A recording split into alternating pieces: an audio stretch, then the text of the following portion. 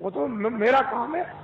तुम तो चिल्लाते जाओगे, बहुत से आते हैं बाबा जी हम आपका उपदेश नहीं सुनना चाहते। हमने कहा भाई बहुत अच्छी बात, हम उनसे बुरा कब मानते हैं। चोर आओ, डकैत आओ, ये आओ, सब आ जाओ, बड़े ध्यान से मेरी बातों को तो वो तो लेके रखे ना। अब मैं कुछ आपको सुनाना चाहता हूं। वर्ण व्यवस्थाएं थी, उसका आपने उल्लंघन किया, उसको तोड़फोड़ दिया, उसको बिगाड़ दिया, नष्ट और भ्रष्ट कर दिया, तो आप सब के सब लोग रो रहे हैं। कोई ऐसा नहीं है कि जो नहीं रो रहा, सब रो रहे। अगर कहो कि नहीं भाई धनी मानी हंस रहे ना, वो तुमसे ज्यादा रो रहे, वो तुमसे भी ज्यादा भयंकर रो रहे। लेकिन तुम क्या कहते हो कि नहीं धनी हंस रहा। मैं कलकत्ते में बैठ के एक बगीचे में चुपचाप बैठा हुआ था, तो दो आदमी बड़े सेठ पास में बैठ गए और आपस में बात करने लगे। अरे क्या जमाना है, क्या मुसीबत है कि दिन में खाना भी नहीं खा सकते हैं, क्या आफत है। इससे अच्छा तो यह है कि बेचारा ये गरीब सो रहा है, ये बड़े आराम में बड़े सुख में है, और हम इतने पैसे वाले, मकान वाले और सब कुछ होते हुए और इतनी परेशानी में। तो हमने कहा अरे सेठ जी क्यों आप चिल्ला रहे हो, पहले तो तुम ये देखो कि ये जो सो रहा है वो कौन है, उसको जगाओ। उसको जगा गया, भाई तुम कौन हो। कह लगे अरे बाबूजी हम तो ठेला चलाते हैं। कितना दिन में कमाते हो? बाबूजी बड़ी मुश्किल से 20 रुपए मिल जाते हैं। तो अरे भाई ये बताओ कि दुनिया में सुखी कौन है? कह लगे जिनके पास कोठियां, जिनके पास मोटरें, जिनके पास कपड़े, जिसके पास धन है और जिसके पास ये और जिसके पास वो बहुत। हमने कहा देखा सेठ जी तुम कितना रो रहे थे, और ये क्या कह रहा है कि तुम सुखी और तुम कह रहे सुखी, दोनों ब्रह्म, न वो सुखी न वो सुखी। मैं वो सोच रहा है ये सुखी होंगे, ये सुखी होंगे। वो जो जिनके पास कोठियां, उनको वो तो बाबा जी जानते, उनको कोई सुख नहीं। तब तो बाबा जी कहते हैं कि हमको कोई खरीद नहीं सकता। हिंदुस्तान में कोई पैदा ही नहीं हुआ कि बाबा जी को कोई अपने धन दौलत जवाहरात मकान और जमीन से खरीद ले। ये तो आप दिमाग से बात हमेशा निकाल देना, कोई हिंदुस्तान में बाबा जी को खरीद नहीं सकता। और बाबा जी इतने लक्ष्य के पक्के हैं कि मेरे पास बड़े बड़े नेता और लीडर और जो प्रधानमंत्री जो उनके लड़के चले गए वो भी मेरे पास पहुंचे और बड़ा उन्होंने लालच दिया। मैंने कहा इसका असर मेरे ऊपर में धूल के बराबर भी है, लेकिन तुम देश का भला नहीं कर सकते। हम तुमको लिख करके देते हैं, आपके द्वारा देश का भला नहीं होगा। हम लिखते हैं आगे बड़ा आपके द्वारा नुकसान होगा देश का, और खूरेजी होगी देश की, और ये होगा और बर्बादी होगी और महंगाई होगा। सब जड़ दिया, और महात्माओं की बात नहीं मानोगे तो ये रास्ता खुदाली कर रहे, सब कुछ कह दिया। तो मतलब यह है कि बड़े लालच दिए जाते हैं। लोग सोचते होंगे कि शायद बाबा जी को कोई खरीद ले। यह कहो। अब मेरी बात बड़े ध्यान से यहां से आप शुरू करें। पहले तो ये आप बताइए कि आप किराए पर आए हो? हे बच्चियों मैं तुमको किराए पे लाया हूं? बोलो बच्चियों जोर से। पैसे को कह रहे नहीं। तो ये बताओ बच्चे बच्चियों मैंने कुछ तुमको रुपया बांटा है? कहते नहीं बांटा। अब एक बात तो आपकी है साथ में, मेरे पास तो कोई बच्चा है नहीं, मैं अकेला फकत हूं। अगर तुम्हारी दृष्टि से देखा जाए तो मेरे पास कोई बच्चा। अब ये बताओ जब मेरे पास कोई बच्चा नहीं और मैं तुमको कहता हूं कि तुम किराए के मकान में, तो क्या मैं अमृत के मकान लूं? मैं भी किराए के मकान, आपको भी छोड़ना मुझे भी छोड़ना। तो जब मेरे पास बच्चा नहीं तो मोह किसका, लोभ किसका, झूठ किसका, वादा खिलाफी किसके लिए, चोरी किसके लिए, संग्रह किसके लिए? तो मैं ये समझता हूं कि ये जितने खड़े बैठे हैं बच्चे बच्चियां, ये सब मेरे बच्चे हैं। उस दृष्टि से, ज्ञान दृष्टि से तो सब आप मेरे बच्चे हैं, और संसार की दृष्टि से आप अपने माँ बाप के बच्चे हैं। बात समझ में आई? मोटी बात को समझ लीजिए आप। बाबा जी को तो कोई राष्ट्रपति और प्रधानमंत्री बनना नहीं है, न इसकी कोई ख्वाहिश है। अब समझ लो अच्छी तरह से आप।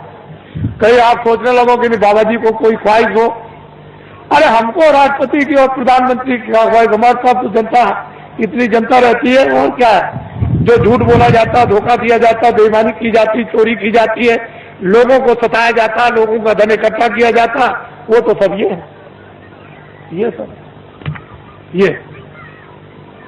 तो ये भी आपको पता चल गया कि बाबा जी न प्रधानमंत्री बनते, न बनेंगे, न ख्वाहिश है, न इच्छा, न राशि। अब ये बातें बिल्कुल आपके सामने साफ हो गई। अब दूसरी बात तो अब कुछ नहीं, अब ये उत्तर प्रदेश में जो ये कहा गया है, अखबारों और रेडियो पर बड़ा जोरदार भाषण जो सीधा दिया गया है, तो लोगों ने सोचा होगा कि अरे भाई बहुत अच्छा है, देश में बड़ी तकलीफ, सूखा और अकाल की आ गई, और बड़े लोग जो हमारे नेता और लीडर है बड़ा ध्यान रखते हैं, बड़ा ख्याल। असल में जब सत्याग्रह चल रहा था तो इन्हीं नेताओं और लीडरों को लोग क्या कहते हैं, देवता है, देवता।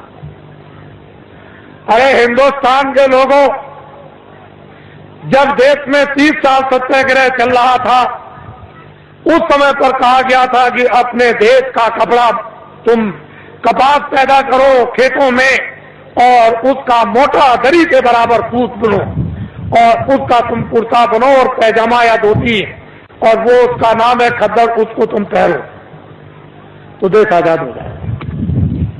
हमने 30 साल ये सुना, क्षमा कीजिएगा, माफ कीजिएगा, ये सब इस पीछे पूरी 30 साल सुनी और अंग्रेजों का राज होश में देखा। उनके कर्मचारी अधिकारी और उनके अगर कहीं कोई घटना हो जाए, कहीं पर कत्ल की घटना हो जाए, तो सारे जिले के अधिकारी टूट पड़े, मजा ले। लेकिन क्या, 6 पैसे तोला चांदी मेरे सामने, शुद्ध प्योर, कहीं मिलावट का नाम निशान नहीं, 12 रुपए तोला सोना मेरे सामने बिकता था। 6 पैसे मजदूर को मजदूरी मिलती थी और बेईमानी का नाम नहीं था, और पूरा गुजारा होता था मेरे सामने की। 1 रुपए का 60 किलो चावल, 60 किलो गुड़ और 60 किलो चना बाजार में बिकता था, देहातों में तो छोड़ दीजिए।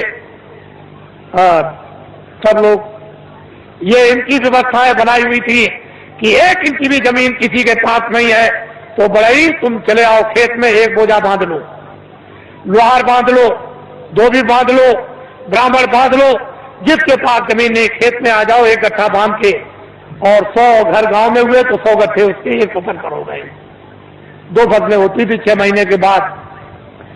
100 गट्ठे धोबी, 100 गट्ठे बड़ई, 100 गट्ठे नाई, 100 गट्ठे ब्राह्मण, ये बांधते थे। और उस वक्त में 1 गट्ठा वो तो 200 गट्ठे हो गए एक के पास।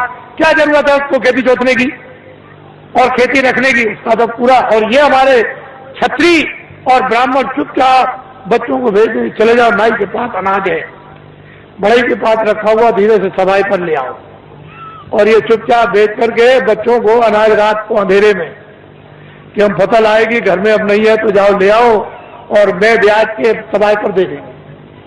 हमने देखा ब्याह शादी में ये छत्री और ये ब्राह्मण उन छोटे लोगों के काम, कपड़ा देना, ये देना, वो देना, अनाज देना, दूध देना, और फिर घी देना, लकड़ी देना, किसी तरह की छोटे को कोई तकलीफ नहीं हो पाती। हमने देखा कोई छोटों के साथ अन्याय तो कर ले, हम देखते तो हमने देखा 30 बार सत्याग्रह देखा। क्षमा कीजिएगा, 48 में आजादी मिली, 5000 भी हिंदुस्तान में कदर करने वाले नहीं थे।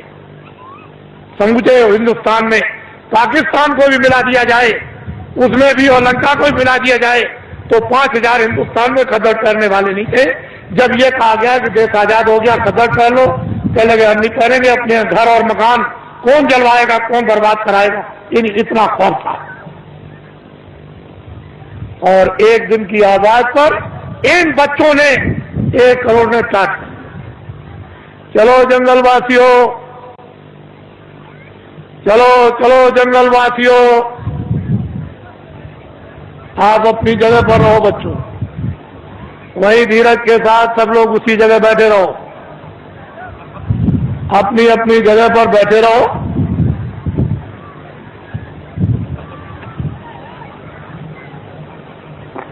सब लोग बैठे रहो और अपनी आंखों से काम लो, कानों से काम लो, बुद्धि से काम लो।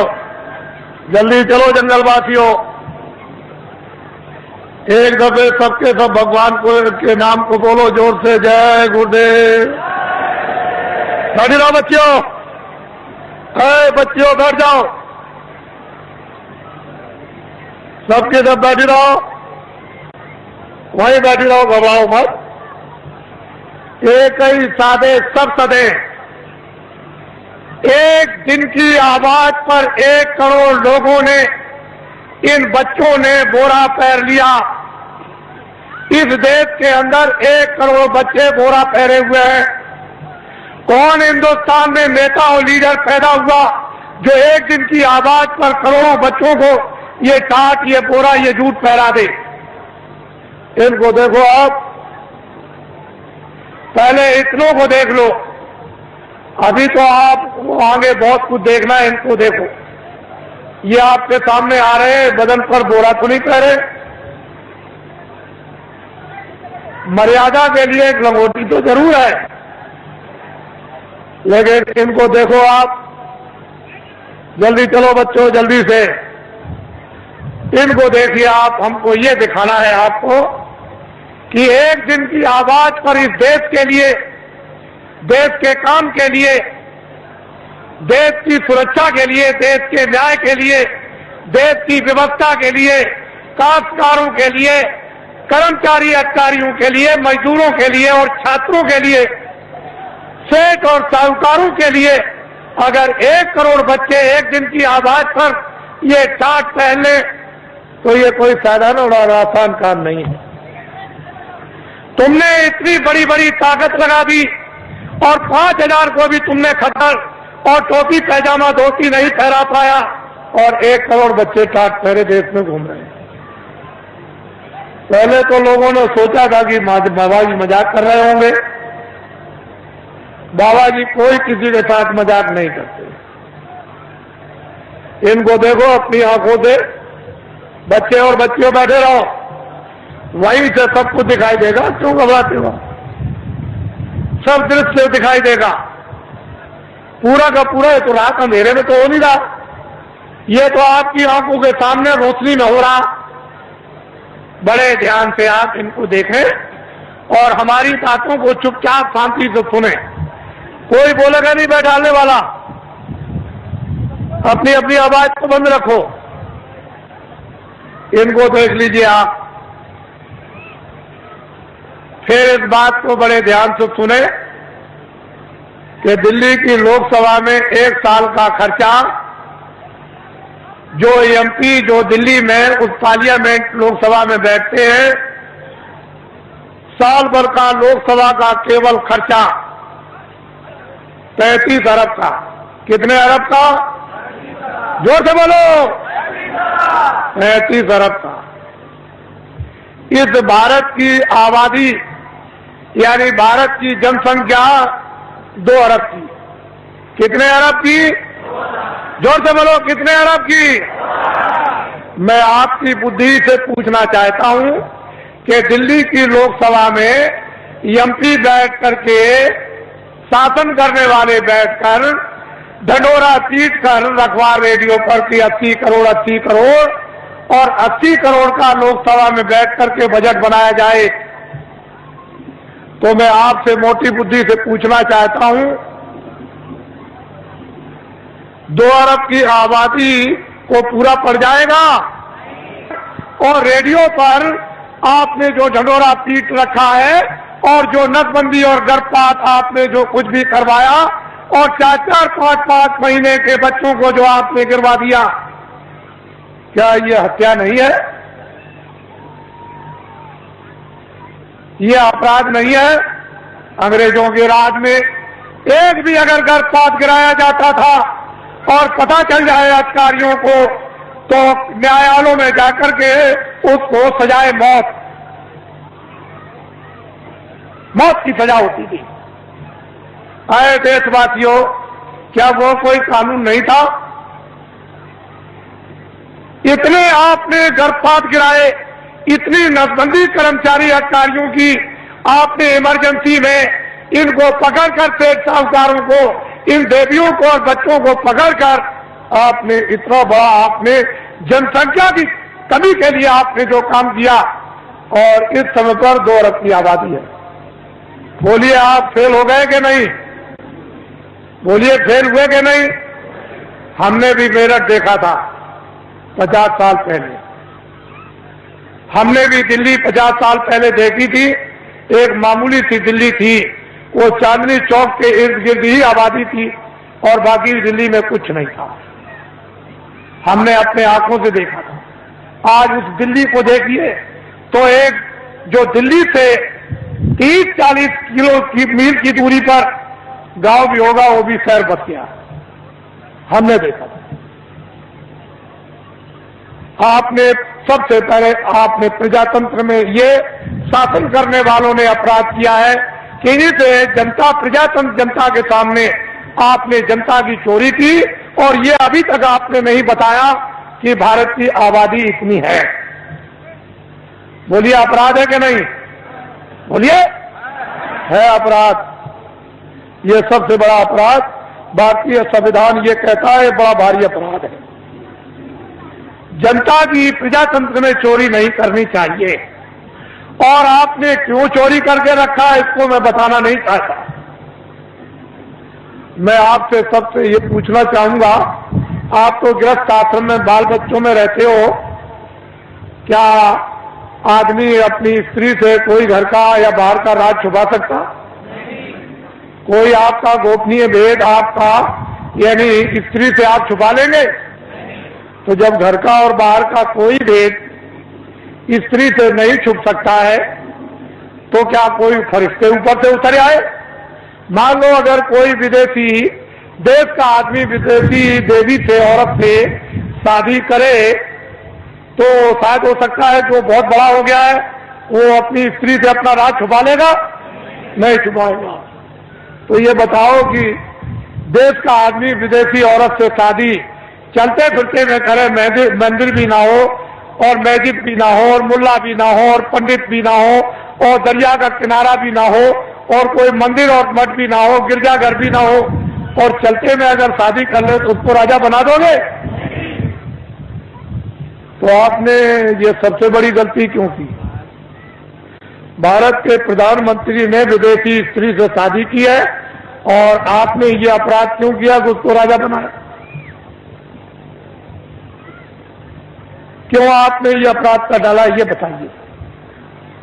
ये देश के लिए, जनता के लिए, ये अपने गौरव के लिए, अपनी जाति समाज के लिए ये क्या छोटा अपराध है?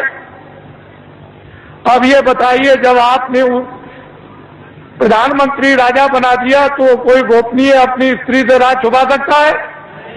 तो ये सिद्ध और साबित हो गया कि मंत्रालय का, फौज का और उनका, और जो योजना बनाते हैं, जो कमजोरियां हैं इस प्रजा की, इस जनता की, इस देश की, इस हथियारों की, उड़ने वाले हो, मारने वाले हो, जो कुछ भी फैक्ट्रियों का उत्पादन हो या संग्रह हो, वो सब विदेश में चला गया।